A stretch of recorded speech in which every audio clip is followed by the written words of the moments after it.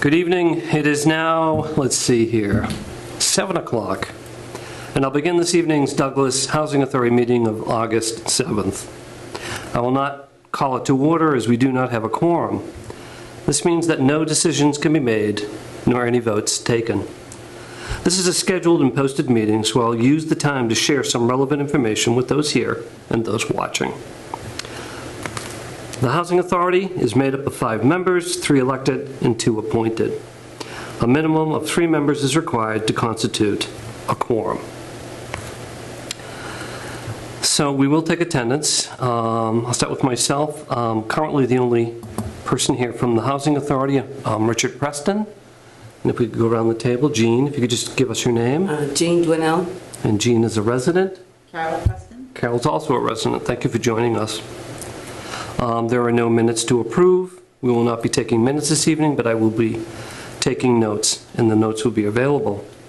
We will not be doing reorganization, and we do have some future meeting dates going forward. We'll always be meeting on the first Thursday of every month here in the resource room, so you're welcome to join us anytime. Let's see here. Just like to give you the dates. I'll run them off. So this is August. We have them scheduled through the end of the calendar year, 2025. So Thursday, September 4th, Thursday, October 2nd, Thursday, November 6th, and Thursday, December 4th. So again, you're welcome to join us. So I'd like to talk a little bit about the roles and responsibilities of a housing authority, if I could. So primarily most housing authorities in a community manage rental property that's owned by the town or the state, but we don't have any of that, but there are lots of other things a housing authority can do. And taking into consideration the cost of housing today, we think it's all the more pertinent that we have an active housing authority. So housing authorities, in short, they advocate for low and moderate income housing, including senior housing. They conduct housing needs studies, including the development and submission of an HPP housing production plan. Master plan housing element data, which we have available, can be used in writing the plan. And we can talk about that more, what an HPP plan can do. Also, a housing authority should compile an accurate inventory of existing low and moderate income units, because this we need to report to the state, and the state depend on us to give them those numbers, and that's very important. We can talk about that also. Also, we need to make available updated state website links and phone numbers regarding state housing resources, including Section 8 vouchers. Also, the Housing Authority can explore local public housing development and Housing Authority regionalization. Anybody have any questions or thoughts on any of that? Okay, thanks.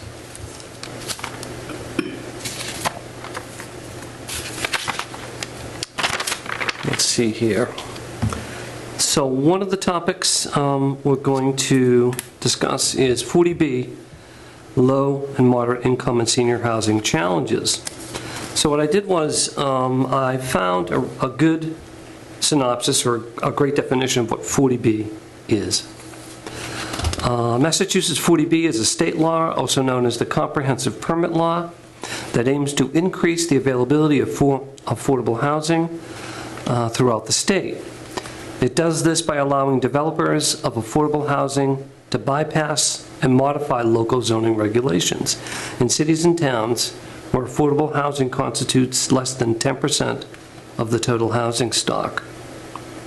Their goal is to encourage the creation of housing affordable to low and moderate income households in communities, including senior housing. The way it works is developers can apply for a comprehensive permit from the state. That is funneled through the local zoning board of appeals. This permit allows the ZBA to approve affordable housing developments, but will bypass local zoning bylaws, or short circuit them, if you will.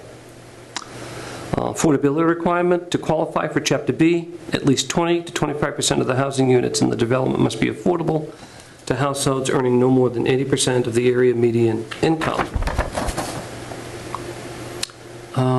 Let's see here, trigger for bypass of local rules. The law primarily applies to communities with a percentage of affordable housing in their subsidized housing inventory is less than 10% of the total housing stock. So in essence, 40B, to put it succinctly, will short-circuit our zoning bylaws. And that's important to note because our zoning bylaws are created by the community, and they're approved, they're promoted by, or developed by the planning board, and then they're submitted and have to be approved at town meeting. And the reason zoning is even constitutional is because each community can develop their own, in their own image, as to what they want and how they want it. And that's really important. That's why you'll see zoning will be different from community to community, because it should reflect the wants, needs, and desires of each community.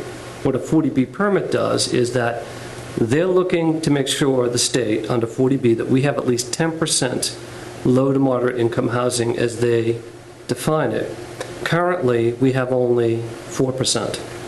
So until we reach that 10% mark, which is difficult because it's a moving number, until we reach that 10% mark, we'll always be subject to applications for 40B projects. But that information isn't updated though, right? That's right. We think that we're at 4%, but we feel that one of the things that the Housing Authority can do is to do an adequate and comprehensive inventory to see exactly what's out there. Because as I mentioned, I was surprised to find that the state depends on us, depends on the community, the town, local government to supply those numbers to the state. So in round numbers, if you look at the amount of housing we have here, I think if 10% would be about 350 housing units, and we have about 140. So we're well behind. So the idea is to do it, whatever it is we need to do to increase available housing. Now, most communities struggle with that, and keep in mind that every time we approve a subdivision in town that doesn't have low-income housing, which isn't necessarily required, but can be proposed, we lose ground because the number of housing stock goes up, but not the number of affordable housing, again, as the state quantifies it. So it's something that needs to be looked into, and it's something I think that the Housing Authority can be helpful, both in doing the inventory and then doing those things that will help shield the town from those particular developments and put us back in the driver's seat in terms of what we want to see in terms of development, density, location, and the number of low-income housing units. Well, how do we update the data? Well, that's a good question. We have to research into how we can do an adequate inventory, and I don't have ready and fast answers for that, but one way you can do it is to go to the assessor's office and see what's out there. Look, take into account all the 40B projects that have gone through to date. And one of the largest is Haywood Landing, by the way. That was a 40B project. When did that come on board? Quite a while ago. I'd say almost 30 years ago, but I'm not sure.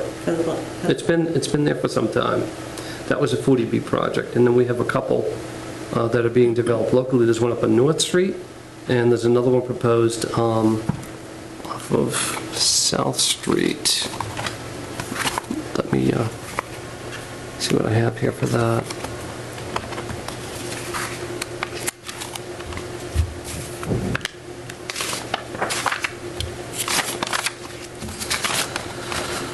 Oh, let's see here. The 2020 census for year-round housing units, just to give you some more exact numbers, is 3,395, and the census is every 10 years. So that was 5 years ago. And 10% of that would be 334 units.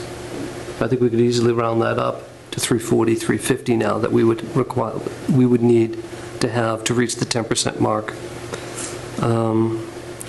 But what counts? Like, you know, is it only subdivisions, or like if you have, like, we have a 3-family, and if you rent to moderate income or low income people, does that count? If it's a rental, I think if you're below a certain level of rent that you're asking, that could be considered low income. How do you get that information? You'd have to identify all those properties that are rental units and then talk to the owners to see what they're charging for rent at the time. And that can change, of course. It can go down, it can go up. That, from what I saw, the data was given to the state was 2014, so we must be way off as far as how much 40B housing we have. There's a thing that I was very interested in. It's called, well, there's a program called Safe Harbor. And it's interesting they label that because Safe Harbor are those methods you can use to protect yourself, or a community can use to protect themselves from a 40B comprehensive permit. Interesting. Yeah. Shall we revisit that? Well, because Safe Harbor is low-income housing. That's that entity that is from the state, and it subsidizes people that can't afford housing, right? That's it. And it's taxpayer funded. I'm sorry, what was that? That's what Safe Harbor is. Actually, Safe Harbor is the way, in this particular context, is how the town can prevent 40B comprehensive permits.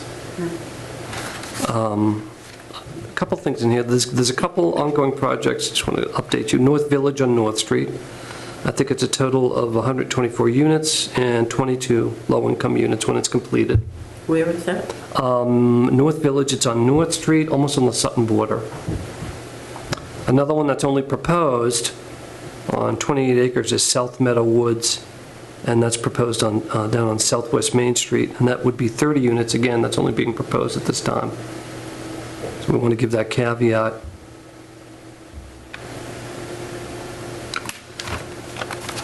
Let's see here. So if you want, we can talk about the Safe Harbor. Yeah, okay. So there are different methods that can be used, and I don't like to read verbatim, but it's more succinct. So it's basically, what is 40B Safe Harbor? I found a pretty succinct explanation. Municipalities can claim safe harbor from 40B developments under certain conditions. One, housing unit minimum 10% rule that we're familiar with. If at least 10% of municipalities' total housing units are classified as affordable, the town can claim safe harbor. This is often considered the most straightforward path to safe harbor. Notably, rental developments where at least 25% of the units are affordable. For households earning 80% of or less of the area median income, AMI, allow all units to count towards this threshold. Okay. And also the 10% rule pertains to ownership, regular housing as opposed to rental. So I guess In North Village, those are those units are being purchased. I think it's the land is held in common, a condominium, but they own the units. Did you have a question? Yeah, Carol? like, I guess what I'm asking is, if somebody owns a property and rents it, are you looking at the renter's income as far as qualifying for moderate or low income, or the owners? It's the level of rent, not the owner's income. Okay. It's the rent being asked, charged. But that can vary dramatically and in no time. So we'd have to look into what the parameters are for that. But obviously, they entertain that as being part of the whole. Yeah. Rent and the cost of housing. So if you qualify, I'm asking because I really don't know. If you qualify for safe harbor, you can only qualify if the town has the 10%. Needs to be 10%. That's right. Okay. And then the safe harbor is, But you're right, you have to document that yeah. to the state's satisfaction, the 10%. Okay. Shall I continue? Yeah, I'm just listening. This is Me too. all new to me, so. We're all learning something But we're here. all trying, Yeah. trying to So figure this out, yeah. another that I found interesting is general land area minimum. So it's not just 10% of the housing, general land area minimum, 1.5% rule. A municipality can claim safe harbor if the land area occupied by affordable housing units compromises more than 1.5% of the total land area zoned for residential, commercial, or industrial use. This calculation is complex and requires careful analysis using GIS technology. So, yeah. Actually, when we talked about this, someone asked if it included the state forest, and according to this, I don't think so, because state forest open space has its own zone. So it would just be residential, commercial, industrial. And there wouldn't be building there, right, in the Right. state forest? So think about that. The state forest takes up approximately 26% of the town. And that varies. Sometimes they're buying land, but that does vary. So the other 74%, it's only the total of commercial, industrial, and residential zone land. That shrinks it down a bit. So you'd have to, that would be really interesting to quantify. I'd like to look into that. Douglas is a very large town. It's large, yeah, but not the highest population. No, it's not, I think it's right around 9,000, I think now. I thought it might be higher by now, but I'm sure you know better than I do. It's interesting because it went up and then it went down a little bit for a while, and now it's gone up since COVID. Oh, has it? As the rents and, as everyone knows, the housing costs. Yes, The yeah. price of buying a house and the price of renting have almost doubled since COVID. Wow. That surprised me. Yeah, up at 5-6 years ago, you could still buy something, it might be a fixer-upper in the ones and twos, and I think a lot of those were picked up and flipped, and now, I don't know, what's the bottom end of the Douglas market? 4s, 5s, higher? Probably, at least 4, I Yeah. would say. And that with the interest rate currently being charged, it's difficult for young people. And what's really hard is, we had spoken about this in master plan, is that you have people who live in town or who grew up here who can't afford to live here, Yeah. you know? Or seniors who can't afford to live here, they want to downsize and That was the what other have you. thing. Is there something, some kind of requirement you have to meet the seniors, the senior housing? That can be included in the 10%. So it's not like, oh, and you need this percentage for senior housing? I don't think we have a whole lot to offer. This is anecdotal. I don't think we have a whole lot to offer right now for senior housing. Only the one place, right? Yep, and I think there's one proposed in town.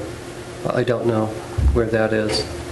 It's one of the few over 55s I've heard of, so that's to be seen. But I think, however you look at it, I think it's fairly inadequate. So that's something else to look at, how it is that can be supported. Well, I would say, not knowing a whole lot about this, Riddlebrook definitely takes care of a small percentage of people. From what I hear, there's a long waiting list if you're interested in moving there. Yeah, and that speaks to that. If there's a long waiting list, that means there's a need for senior housing, yeah. Any other thoughts on this particular one, Carol?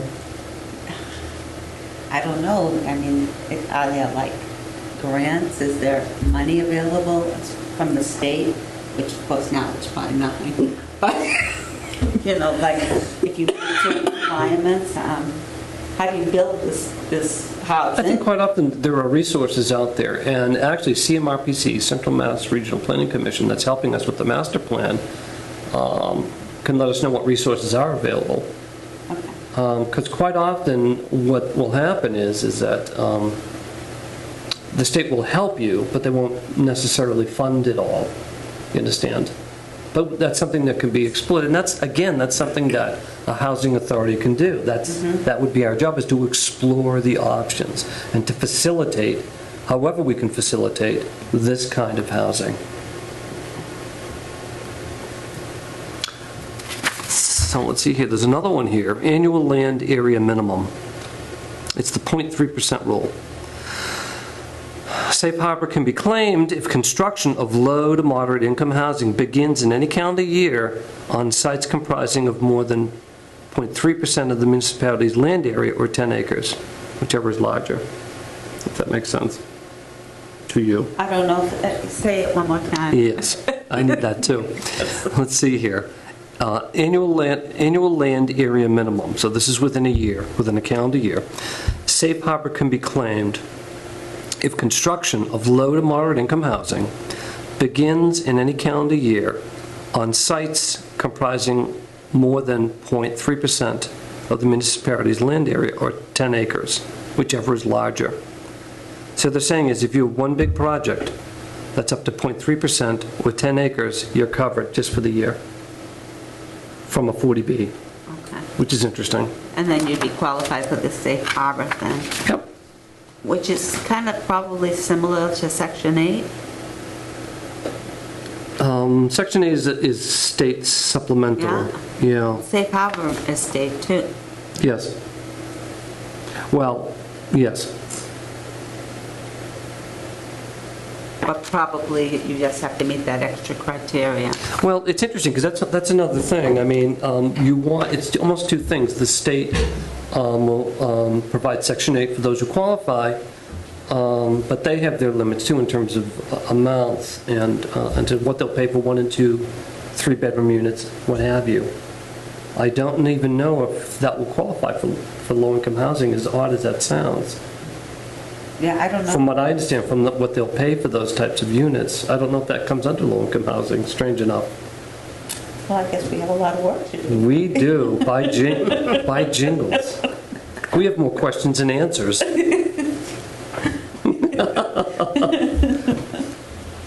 But you have to begin at the beginning, right? Right. And last but not least, Housing Production Plan, HPP. So that's not part of the Housing Production Plan, this is.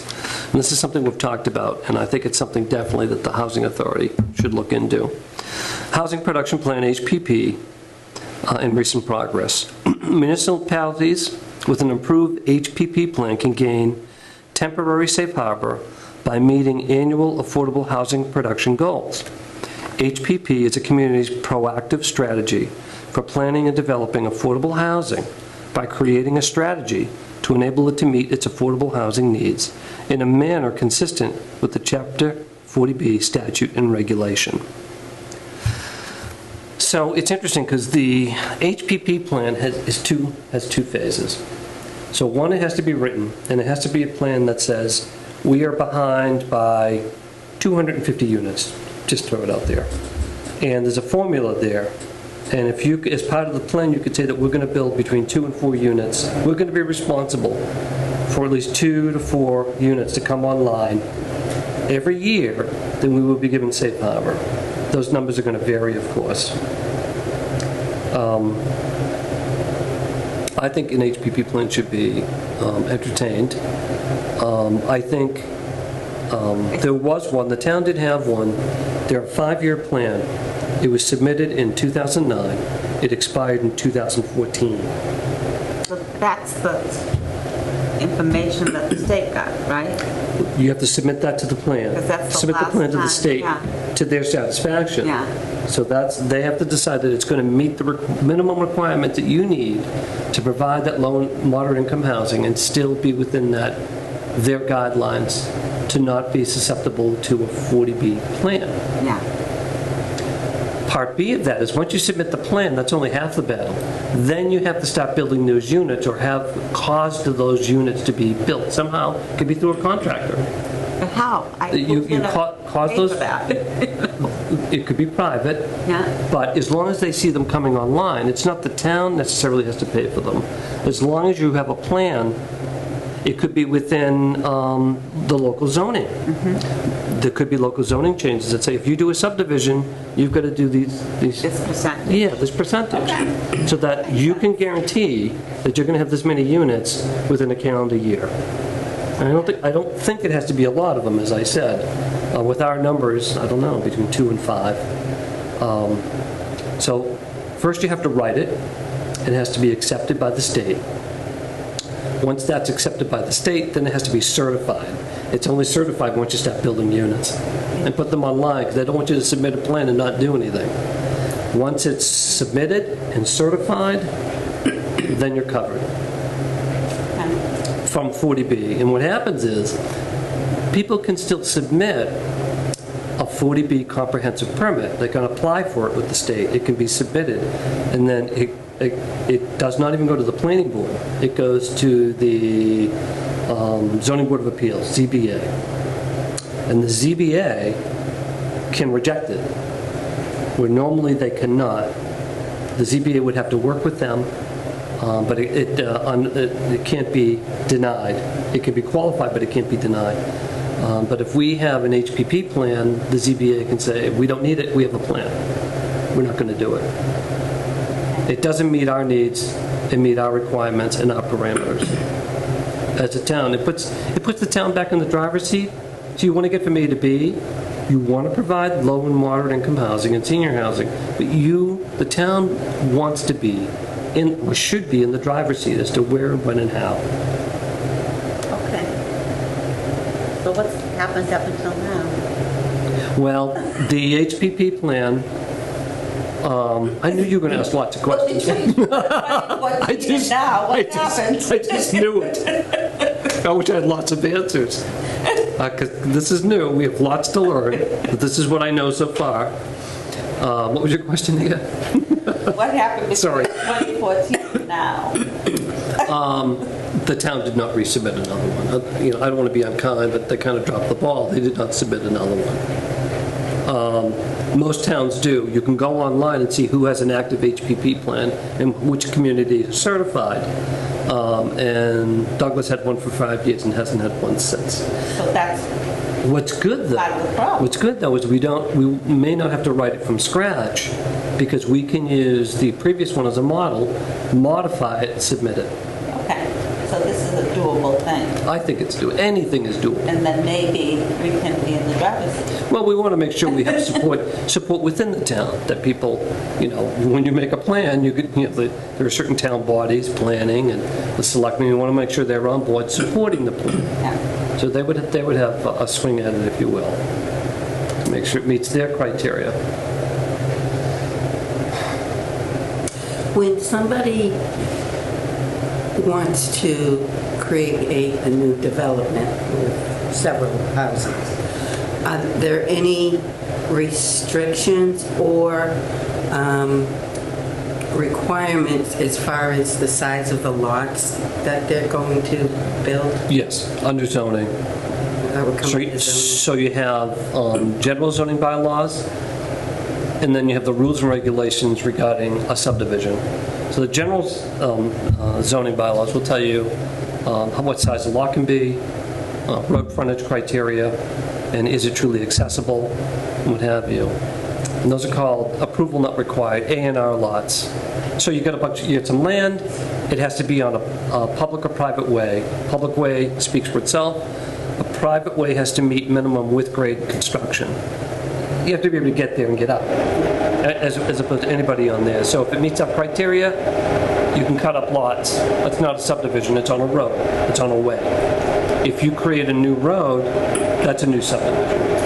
So the existing road is not a new subdivision, No. but a new road is. That's right. And how does these new accessory units play into this at all, or do they at all? The ACUs? Yeah. Yeah. I mean, I don't know if you use it or not. Well, right now, by right, they passed a new law, I think it went into effect last February at the state, Affordable Housing Act, I believe, or something similar to that. And you can build these accessory apartments.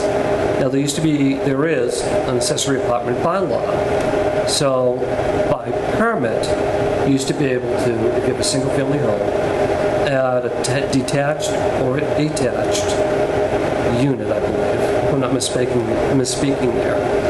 No larger than, let's assume it's detached, no larger than, I believe, 900 square feet. The new one doesn't. And I don't want to misspeak regarding the current bylaw, I should know that, but, so it can't be larger than 900 square feet, or less than the house it's being built to. So if you have a really tiny house, it can't exceed the square feet of that house. But most houses are what, between 1,000 and 3,000 today. So 900 square feet, one bedroom, kitchen, bathroom. And it used to have to be for a blood relative, if you will. Son, daughter, mother, father. I mean, initially it was for a caregiver could live there, or a relative that needs care. Now with the new law, you can build a unit by right and do whatever you want with it. You can rent it, or it can be, you know, it doesn't need to be a blood relative anymore. It's not a bad idea because I think it was an interesting way of trying to, you know, they're looking to expand housing. So now in the single family zone, you can have one accessory apartment. So that's big.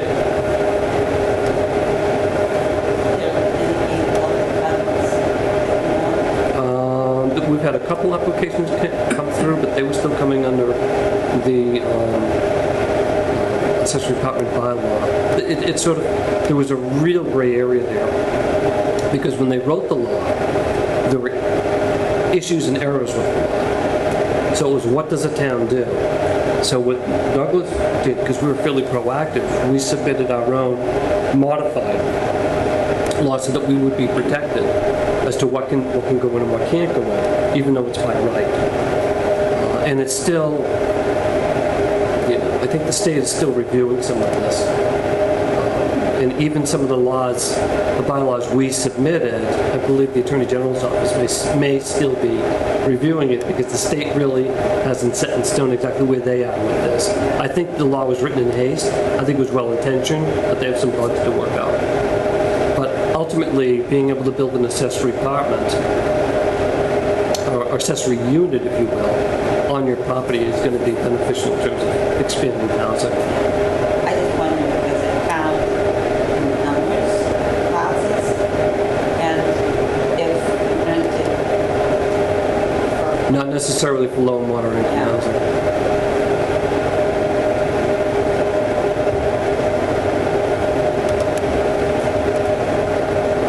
I don't recall, and again, I don't want to misspeak, but I don't recall there's a requirement that has to meet low and moderate income housing. No, but if, let's say, you rented for somebody with income that falls within low and moderate, does it count as I believe so, if it can be documented. To date, so far, what's gone through has still been for blood relatives. Parents, children.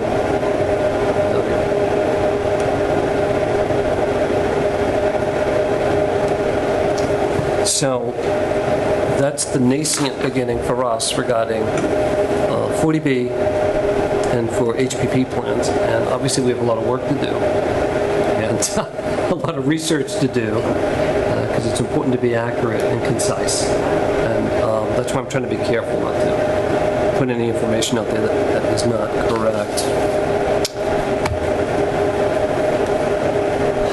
Any other thoughts, considerations on 40B and safe harbor? Okay. So let's see what we have here.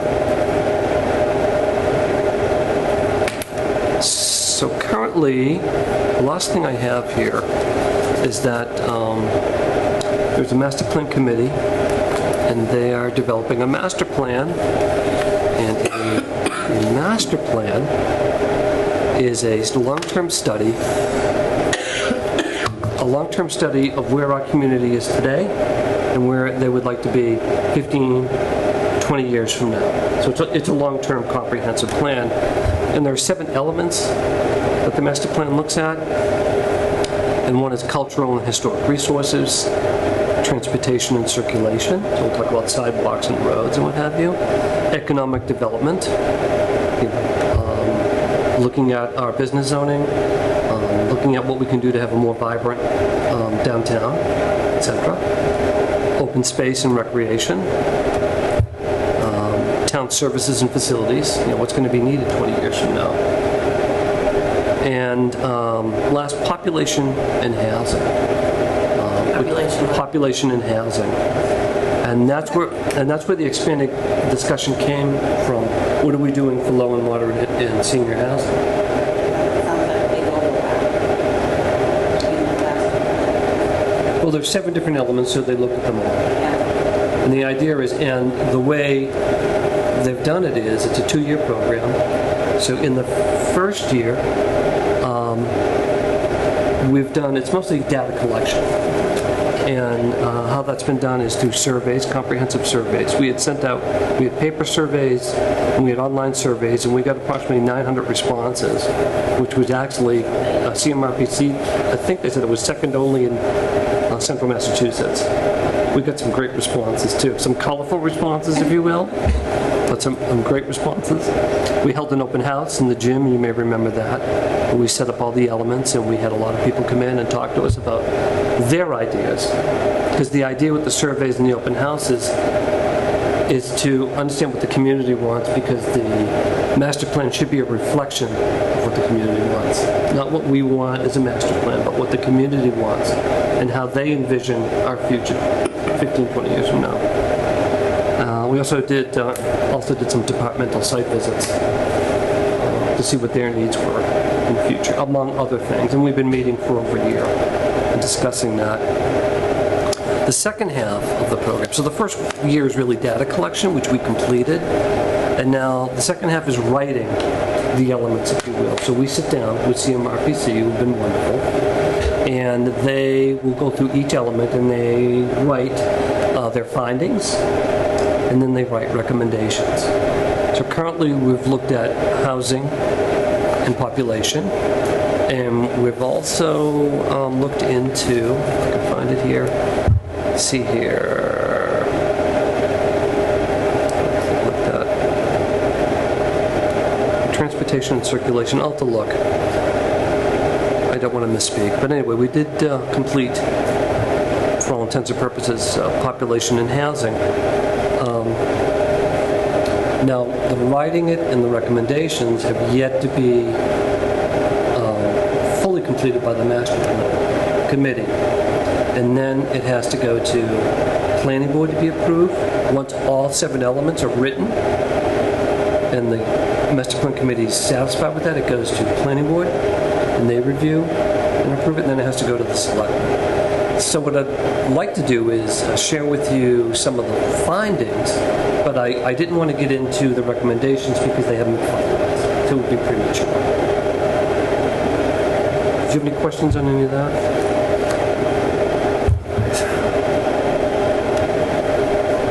That's a long meeting already. That's a long 37 minutes. So, in your packet, you'll find that I gave you a copy of key findings. And I didn't give you all the findings in terms of housing, just those that apply to moderate income housing and senior housing.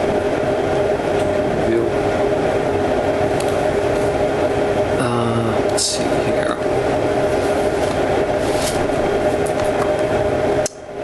So, in this particular finding, community shares concerns. The title of it's Community Shares Concerns about Housing Affordability. And if you don't mind, I'll read it verbatim.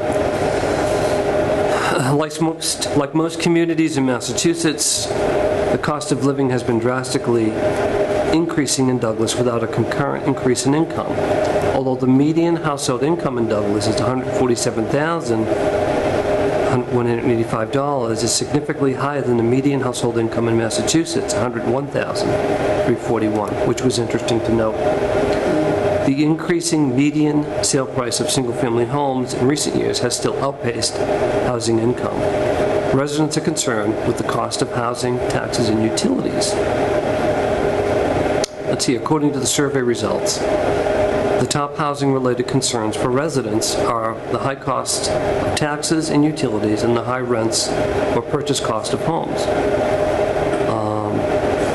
There are some survey comments here. I want to be careful what I read because some are very colorful, as mentioned. Let's see here.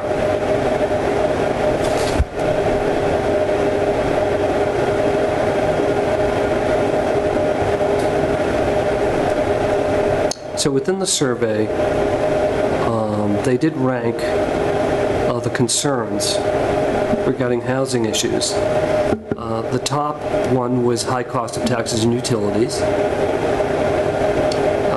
Second was capacity of existing infrastructure to accommodate new development. And third, let's see here.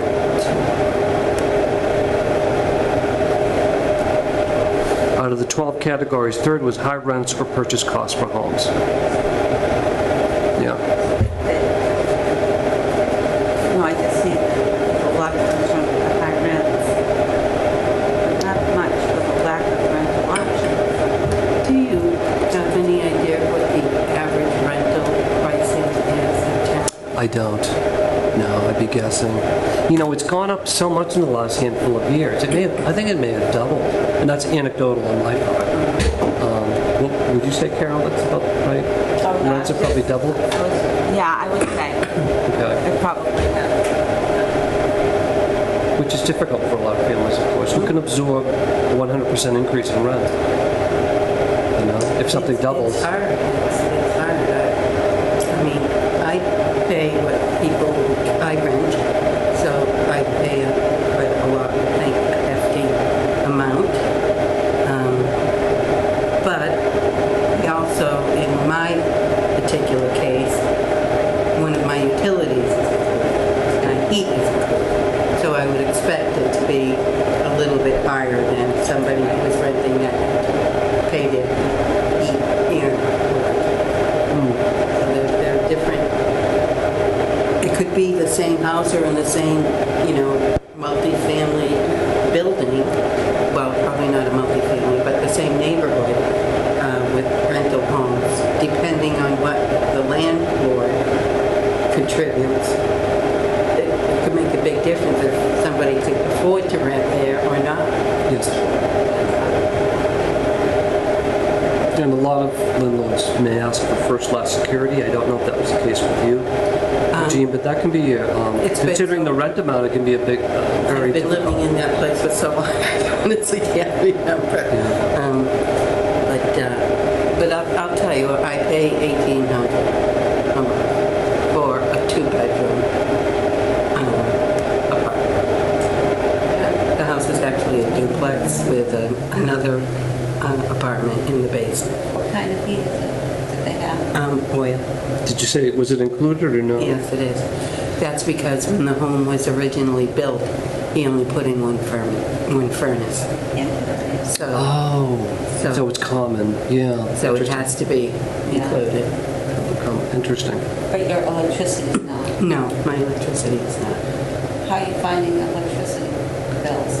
I'm not bad. Not bad. I think I pay about $85 a month. Not bad. How about hot water for that particular? That's included because it comes off the Included. furnace. Okay. Still, that sounds a lot. Maybe I'm showing my age, but $1,800 to Yes, rent a I two-bedroom think a sounds- lot of people would think that was a lot, but also think what it would be if the heat wasn't Yeah, like included. when you factor in the heat, how much do you factor in a month Well, we when you think about would the, factor in, yeah. we have some units, as you know, and a lot of times when we try to get an idea of what the market is, we'll add maybe 300 depending on the unit, So 300 a your month. units include the heat also? No. No, they don't. They Take it off. don't. You take it off. We take it off, So yeah. like you're paying 18, so we would probably charge 50, Yeah. something. Still, it seems like a lot of money to me. Is that? Again, maybe I'm showing my age. But, I think that's a part of it. oh yeah. my goodness, yeah. Wow. But incomes have gone up too, so naturally. Not everybody's. Not everybody. That's the problem, is incomes, I don't believe, generally speaking, They're it's a not. sweeping generalization, but they haven't kept up with the cost of living. It makes it really difficult, for people, especially people on a fixed income, like seniors, Yes, right? yeah. Some have pensions if they're lucky, and Social Security, but it's tough, and that's why senior housing is so important too, because not everybody has a pension. They're not very common anymore. Yeah. I mean, I fortunately had a pension, so, if not, I would have to find a cheaper place to live. I couldn't live where I am. You're right. I think you're right. I think pensions are the exception, not the rule anymore. Yeah. And not many companies do them anymore. They're all 401Ks. Yeah. And the other is the number of units that's available. That can raise up. If you want to stay in a community, but they don't have a big inventory of rental units. And I think Douglas may come into that category because beyond Haywood Landing, I don't think there are a lot of units available. I don't know how you found it when you were out there looking. I was pretty fortunate with the places I've lived. I at one point did own a home, and that was sold. But I agree, there's places, a lot of people wouldn't be able to afford even the rents here in Douglas. No. And I think How long have you been in your apartment? well, it's a duplex and I've lived in both sides twice. Oh, okay. So I've come and gone a few times and fortunately been able to get back in. That's good, yeah. And there's, like I said, mine's 2 bedrooms. The other side was 2 bedrooms. They made one of them into an office for the gentleman. And they added a sunroom to the back on their half of the house. Yeah.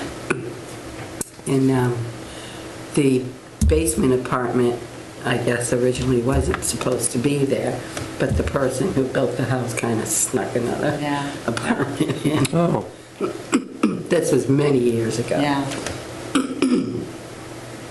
So on the next page, they talk about the affordability gap. And they show median household income. Now, they're showing it here on the, I didn't notice this before, but they're showing it a little lower than they had cited. They're showing 136,998, and they had cited, I think, 147, if I'm correct. But what's interesting, and so they're talking between 2010, let's say, the median income was 86, and now it's 147, according to their data on the other page. Right. And during the same period, the median cost of a house was $255, And now it's 5. and now it's $537. So yeah, it's almost doubled. This is tough. So at the end here, let's see here. Missing any good stuff here. Barriers, challenges.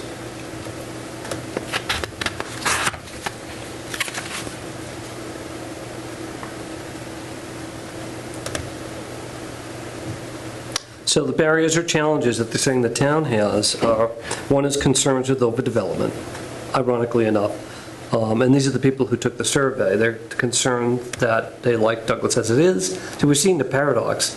Some would like to see it stay the way it is. Some want to see further development. Yeah, it is an interesting paradox. Concerns with overdevelopment, infrastructure capacity, school capacity. Despite decreases in public school enrollment, actually enrollment in Douglas High School has gone down. I heard that recently. Yeah.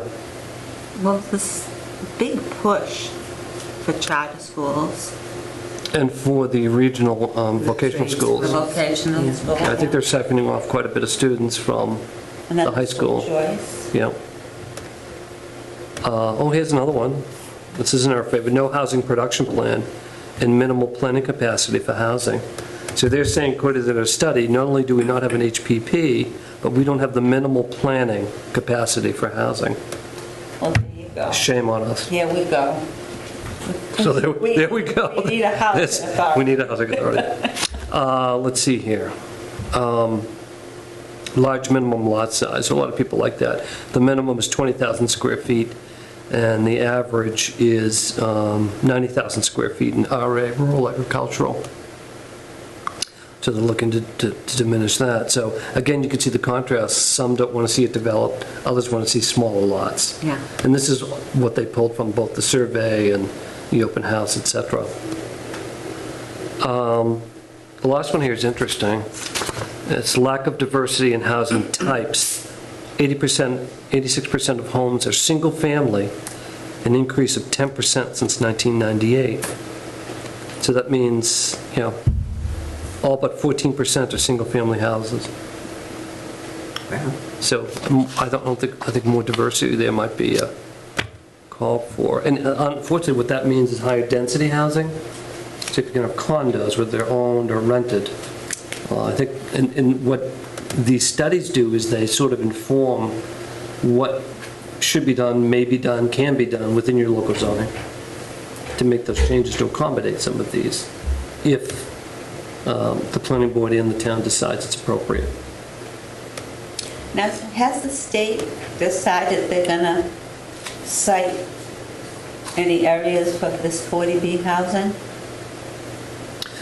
There's a couple permits, as I mentioned, the one up on North Street, and the other, I don't want to get it wrong, I think it's Southeast Maine. So we're already like, So North Village Yeah. on North Street is under construction.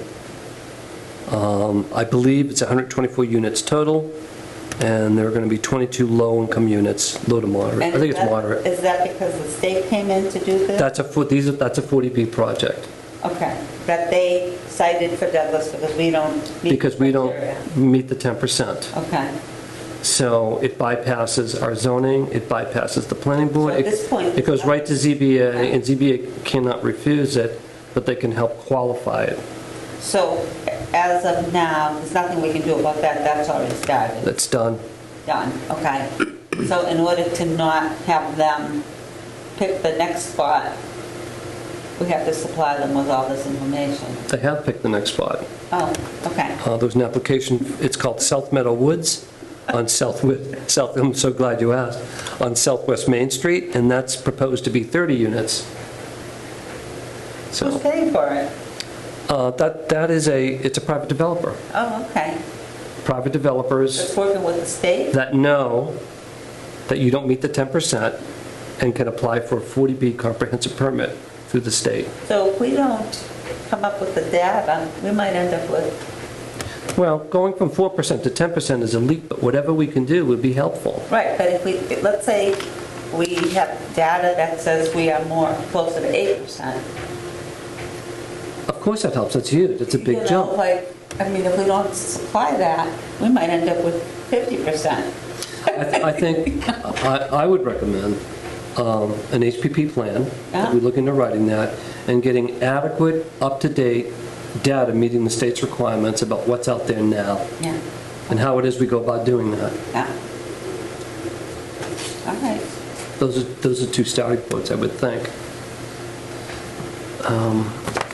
So we can wrap up if you'd like with, there was another key finding I wanted to mention. Again, this was from the master plan, and this is still in the works in terms of recommendations. But the key finding regarding population and housing, one of several, was there is a growing demand for affordable, accessible housing that meets the needs of older residents, Yeah. which we've talked about, and I can just read the introduction. The population of Douglas is aging.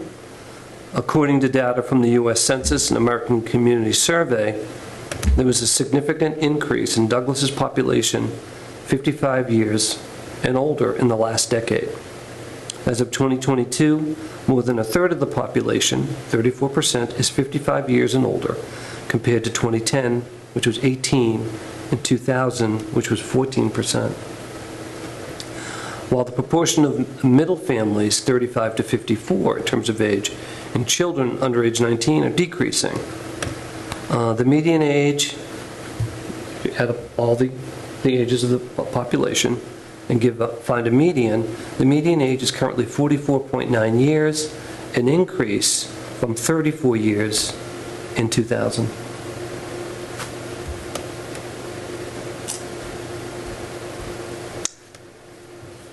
So the senior population has grown significantly. And what that could mean is that a lot of people could be moving into town, but a lot of seniors are staying in town, maybe younger people are Well, leaving. according to the survey, it looks like most people said that they don't plan on leaving. They plan on... But according to this data, some have, obviously. Some have, It yeah. could be. Yeah. Seniors could be moving to town, younger people could be moving out. So we don't know how that came about, but that's where it is today. There's not like an assisted living thing in Douglas, right? Any kind of assisted living? Riddlebrook, is that considered That's assisted living, I don't Jane? think that's assisted living. Yeah. I wonder, I mean, I don't know if that qualifies. Well, the senior living, assisted living, over 55, I don't know if they're all If there's a the lot of same, or there a difference? between- Yeah, I was just going to say, Yeah. what would actually make it be considered assisted Yeah. living? And I think one is really independent living, but with other seniors and others, as you graduate, have, Needs, right, help comes in or something, that's right, yeah. It's a whole other world, yes. yeah, to explore. So I thought that was an interesting bit of data there. Let's see. I got a little bit here we can add. It says the community survey results also provided insight into living preferences of older residents and support for senior housing options. The majority, 77%, of the survey respondents plan to retire in Douglas or already are retired and plan to remain living in Douglas. So 3 out of 4 seniors are going to saying they're going to stay in town, according to the survey.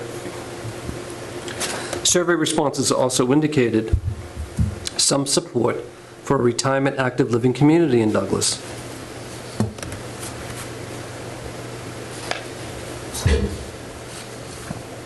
We do have the Adult Senior Center, but as I understand it, the Adult Senior Center, and we have a really capable and competent and wonderful director there, they're very busy, as you know, Jean. And sometimes people are turned away if they're not from town. Is that correct? They have all sorts of events? If they have an event that you have to sign up for, not all of them are, they have daily things that they do that anybody can come in and do, but like the event today, you had to sign up for that. So, I forgot what I was just going to say. So they get a good crowd, and they do have to sometimes say no because they're at capacity. Yes. And obviously, Douglas residents get preference, and anyone from out of town would not be able to secure a place for an event if they had people from Douglas who filled the room. And what's interesting, according to the data, is seniors are looking for more senior living opportunities. And I know the director's looking for more space, because when Master Plan went to all the different departments, including hers, they said they're at capacity, of course, as mentioned, and they would love a larger space to accommodate more seniors, both within and without the town. Yeah, and I think they would fill a bigger place. I bet they would. Yeah. Well, that whole place could be a campus. The elementary. the Well, elementary I'm a bit- You know, I often have said, why don't they Yeah, put those buildings to use? One of my concerns is they were talking about selling that land, the building and the land, and that was a concern to me personally, because the town now, you have to think of the future. You want continuity. We want to be looking for off-street parking. Right now, the town owns from Main Street, you get the post office, we own that land all the way up to the school. It's contiguous. I think it would be a mistake to sell that building and to sell that land, and I think it could be, nothing has happened since 1980 when the building closed. So people are saying, we're sitting on our hands, we're not doing anything. But I think we can revisit that, and I think there's all sorts of ways that can be repurposed, including expanding the senior center. But they can make a community center out of it. yeah. Or senior Not the living. same, but similar to, Or Whitensville. senior living. Yeah, or senior living. Yeah, and then it's all close and, yeah. So I think we should have an opportunity, we should be able to take another swing at that and use this opportunity to have an adaptive reuse. And I love the old buildings, I think what's more wonderful in a town when you have an adaptive reuse, you have the history Yeah. and the aesthetic of an older building, but it's been completely renovated, so it's an old building with new purpose. What do they call it, new light through old windows? I hadn't heard that, but I Yeah, like that. yeah. Same with the two-room schoolhouse. They could put something in there that the town could use. Sure, We have lots to talk about. we do. I guess, but So was there anything else you want to discuss regarding the No, but the actual Mr. housing Quinn? authority, I mean, there's 5 spots, there's 3 people on board, and there's the 2 that are, one of them is for, what, a tenant spot? Yeah, we can look into that Yeah. and try to fill the seats Yeah, and try to be a proactive, effective housing authority. As you can see, there's lots to do, yeah. and I think it could be an asset to the community. So Carol and Jean, if you are interested, we would love to. I found this whole thing more interesting than I knew you would. I thought I would. I thank you both for coming. I appreciate your comments. No, I think I would like to Commentary? be involved. Okay. Jean, you can always let us Think a know. little bit more about it. But you're on a lot of, Yeah, that's what I gotta, okay. you know, well, I do it sparing. So, I like doing stuff like this Yeah. because it helps me learn more about the town. Yeah. Which I really am interested in learning as much as I Yeah. can. I have a deep connection to this town. My mother was raised in this town. And so I've always felt this is where I'm supposed to be. Yeah. So Well, great. it sounds interesting. Let me think about it a little bit more. Okay, Jean. We'll be in touch. Yes. Yes. Thank you, Jean. Thank you, Carol. So, when we did not have a quorum, I cannot take a vote to adjourn. But with that, I thank you for your time, and I hope we were able to cover some ground here, and I'm looking forward to having further discussion. So with that, we'll close the meeting, and I thank you.